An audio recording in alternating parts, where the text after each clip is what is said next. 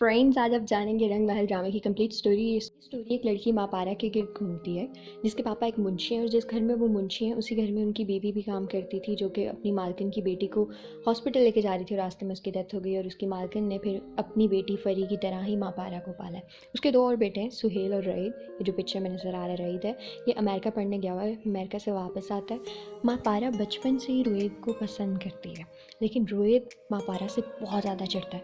जब वो सुहेल की शादी पे वापस आता है तो वो देखता है कि सुहेल की बीवी और सुहेल की सास माँ पारा को नौकरानी की तरह ट्रीट कर रही हैं, जबकि उसकी मामा इस बात से बहुत हर्ट हो रही है क्योंकि उन्होंने उसको बेटी की तरह पाला है। तो वो माँ पारा को अपने साथ साथ रखते हैं ताकि उसको सब लोग वो इम्पोर्टेंस दें जो उनके घर में है उसकी एक्चुअल में।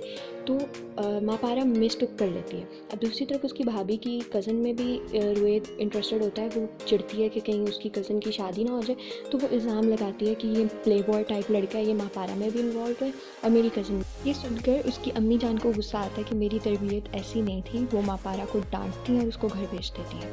ये स्टार्ट होती है और इसी दौरान उसने रोहित से पूछा होता है कि तुम मुझसे मोहब्बत करते हो। मोहब्बत नहीं करता, मैं तो तुम्हें हमदर्दी के लिए सबसे तुम्हारी इंपॉर्टेंस दिलवाने के लिए साथ साथ रखता था, बट मैं तुमसे मोहब्बत नहीं कर सकता। तुम्हारा और मेरा स्टेटस नहीं मिलता, तुम एक मुंशी की बेटी हो।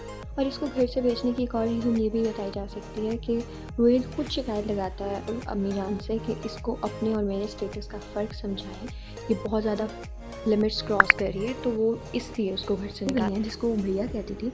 जैसे कहते हैं कि रोहित तुम्हारी बिल्कुल कदर नहीं करता, मुझे तो तुम मुस्कुरा के दिखा देती तो मैं तुम्हें हीरो में तोड़ देता। जब ये बात जाके मामा को बताती है, जो जिसको अम्मी जी कहती हैं, तो उस पर यकीन नहीं करती क्योंकि उनकी भाभी जो है वो कान भर देती हैं, जबकि वो जानती हैं कि सुहेल जो है वो माँ पारा के पीछे पड़ा हुआ है। लेकिन क्योंकि वो चाहती है कि माँ पारा चली जाए और उसकी पोजीशन स्ट्रांग हो जाए, तो वो कहती है कि नहीं, माँ पारा पहले रोहित के पीछे पड़ी थी, अब सुहेल के पीछे पड़ी है।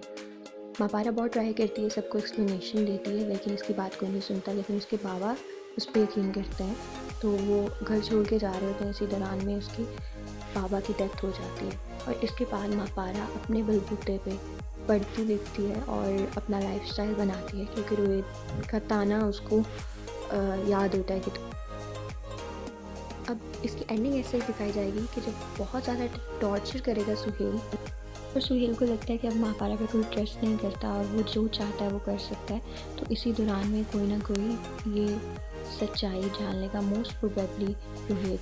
और रोहित को फीलिंग आने लगेगी कि वो भी माँ पारा से मोहब्बत करता था और वो अपनी फीलिंग को समझ नहीं सका, इसीलिए वो उसको बहुत प्रोटेक्ट कर रहा था।